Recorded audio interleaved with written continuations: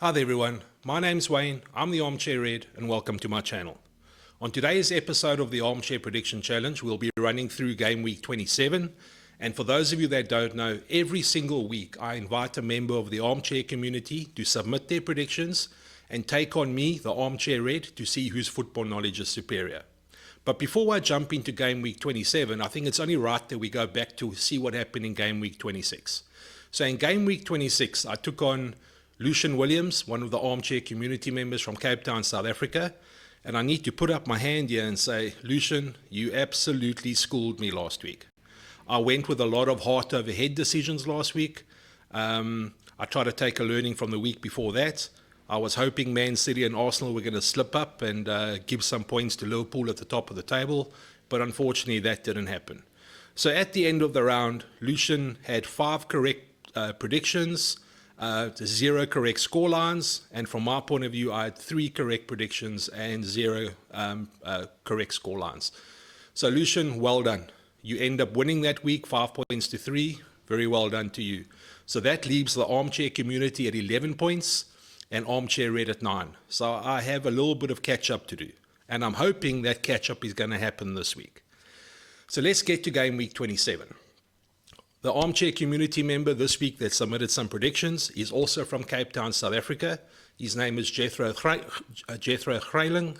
Jethro, thank you very much for your predictions. It's really appreciated. I see you've put a lot of thought into this as well.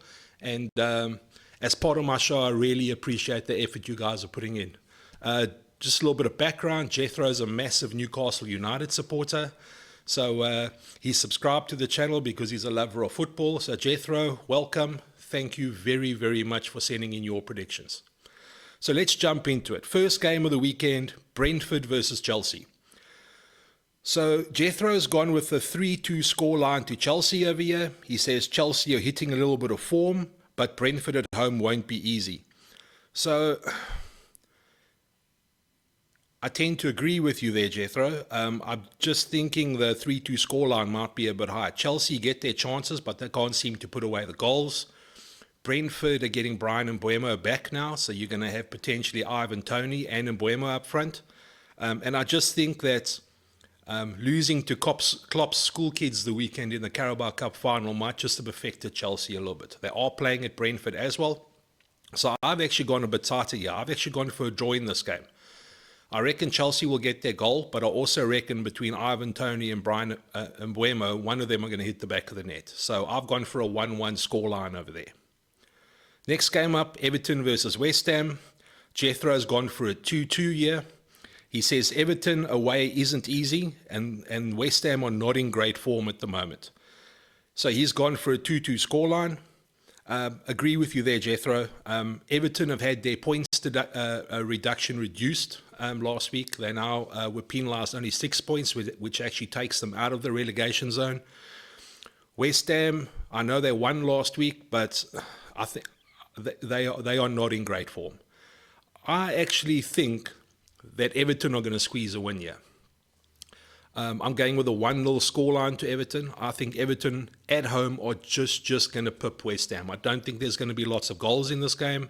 I think Everton will squeak one in from somewhere, and I'm going for a 1-0 scoreline to West Ham. Next game up, Fulham versus Brighton. Jethro says he's going with a Fulham win over here after their great game against United last week. He says playing at home is going to give them the advantage, so he's gone with a 2-1 scoreline over Brighton. Interesting. My personal view is Fulham had a great game against United last week. I'm just not convinced they're going to be able to carry that momentum into this week. Willian is still injured. Brighton had a good win last week as well. Actually, I lied, they drew last week. They didn't have a great game, but if you look at their 2 previous results, they had 2 really good results. I'm actually backing Brighton to get the win here away at Fulham. So I've gone with a Brighton 2, Fulham 1 scoreline. I hope I can claw one of my points back there. Next game up, Newcastle versus Wolves. So like I said, Jethro is a massive Newcastle fan. He says with Newcastle having home advantage, they should pull this one off. He says it's going to be a close game though. Wolves are also in form, but he backs Newcastle to get the points. I agree with you. This is going to be very close. Newcastle, I thought, were absolutely atrocious against Everton last week. Arsenal last week. There was zero cohesion at the back. There was absolutely nothing going forward. Whereas Wolves have actually been on a pretty decent run. They beat Spurs 2 weeks ago. They had a squeaky win last week, but a win's a win, so they're on a run of 2 wins at the moment. Being at St James's Park, I do think Newcastle will score a goal, but I also think with the form that Wolves are in at the moment, I think Wolves are good for a goal as well. So I've actually gone with a 1-1 scoreline this week. So Newcastle 1, Wolves 1. The next game up for the weekend, the big game for Liverpool. Jethro says Liverpool are in great form at the moment, and you cannot bet against them the way they're playing at the moment. 100% Jethro, I can't agree with you anymore. Jethro has gone with a 3-1 scoreline to Liverpool.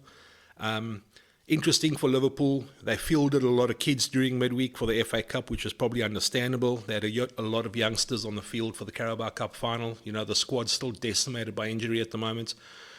But Darwin Núñez and Szoboszlai were back in training this week. I'm not 100% sure whether Endo is going to be back. I'm also going for a Liverpool win over here. But if Núñez plays, we're going to have a few more goals. I'm playing between a 2-0 or a 3-0 to Liverpool. I've got 2-0 written down here, but if Darwin Núñez manages to start, I think we've got a 3-0 scoreline coming Liverpool's way. So I think we're going to get another 3 points at the top of the table. We're going to need it because I think both Arsenal and Man City have relatively easy games this weekend. Next game up, Spurs against Palace. Jethro's gone with a 2-0 scoreline to Spurs. He says Spurs at home, you can't go against them. So you say that, but I know Spurs lost their last home game. But having said that, I think they're due to hit a little bit of form. And Palace at the moment are also very up and down. This is effectively a London derby, so you never really know what's going to happen. So Jethro's gone 2-0 to Spurs. I've gone 3-1 to Spurs. I think Spurs will take this one as well. Palace don't have a great record against Spurs, but I also think Palace are good for a goal. So I've gone Spurs 3, Crystal Palace 1. Next game up of the weekend, Luton against Aston Villa. Jethro says you've got to go with Villa this one. They're chasing Champions League and they can't afford to slip up. 100% I agree with you over there. This is massive for Aston Villa. If they need to stay in the title race, they need to go win games like Luton away. And we know Luton away is not easy. So Jethro's gone 3-1 Villa. I think Villa's going to get the win as well. But I've gone with a 2-0 scoreline. So Luton 0, Aston Villa 2. Next game of the weekend, Burnley Bournemouth. He says you would be silly to back Burnley in any game at the moment because they can't score any goals. So he's gone 2-0 to Bournemouth. I can't agree with you more, Jethro. If you can't defend and you can't score goals, you're not going to achieve anything in the league. And I think that's the position that Burnley's in at the moment. Dom Solanke up front, scoring some goals for them. I actually think there might be more than 2 goals in this game, so I've gone Bournemouth 3, Burnley 0. Then the big Manchester derby, the big game of the weekend. Jethro's gone with a 4-2 scoreline to Man City, so he reckons it's going to be a high-scoring game, and his reasoning here is rather blunt in terms of why he thinks Man City's going to take it. So he literally wrote here, because fuck United. I can't disagree with that sentiment, Jethro. Remember, Rasmus Højlund is still out. With Rasmus Højlund not in the team, I have absolutely no idea where the goals are going to come from. Bruno Fernandes has gone off the boil. I'm not sure whether Casemiro is going to be fit for this game. Luke Shaw is out. If you asked me 2 weeks ago if United stood a chance in this game, I would have said they could maybe squeak a draw. Because this is actually the start of a very difficult run for Man City, where they play almost everyone in the top 6. But United were supposed to be a harder game than they're going to be. And I think with those players missing, I think it's inevitable that City's going to walk all over them. So I've gone with Man City 3, Man United 0 scoreline. And then the last game of the weekend, we have Sheffield United against Arsenal. Jethro says here, he can't see Arsenal scoring less than 4 goals in this game.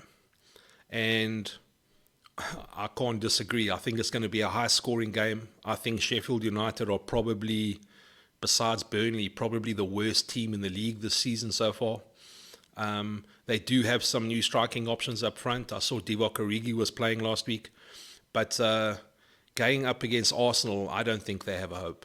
So Jethro has actually gone with a 5-1 scoreline to Arsenal in this game. Jethro, I agree with the 5, but I don't think Sheffield United are going to score a goal. So I've actually gone with a 5-0 scoreline to Arsenal. I think it's going to be a high-scoring game. I was thinking of going even higher than that when you look at how Arsenal put Newcastle away last week, but they are playing away this game. So I agree with the 5 goals, but I think it's going to be 5-0. So, guys, that's game week 27. I'm looking forward to this one because, personally, from a challenge point of view, we have some differing results over here, which means either I'm going to play a bit of catch-up or I'm going to fall a bit further behind. But we're going to see how it goes.